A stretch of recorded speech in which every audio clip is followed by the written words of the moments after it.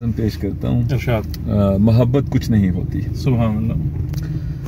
फकत एक दश्त होता है अंधेरे का, फकत एक दश्त होता है अंधेरे का कि जिसमें एक जुनून अंगेज मौसम अपनी आंखों में किसी का अक्स भरने के लिए चंद अजनबी रस्तों पे दस्तक देकर अपने आप को बेदार करता है, हवा से प्यार करता है। सुभान अल्लाह।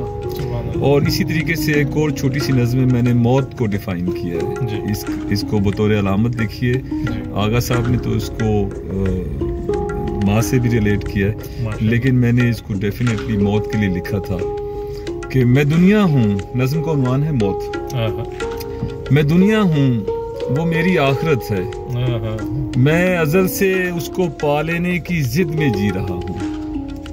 मैं दुनिया हूँ, वो मेरी आखिरत है, मैं अज़ल से उसको पा लेने की जिद में जी रहा हूँ। और वो काले ज़मानों से परे रहकर मेरे पहले कदम से अपने बेबस जिस्म तक फैली मसाफत की थकावट से भरा मलबूस धोने के लिए मुझको मिसाले चश्म ख्वाबों के किसी रंगीन और पुरकैफ गोशे में सुलाना चाहती है, मेरे आंसू बुझाना चाहती है। सुभान अल्लाह, सुभान अल्लाह।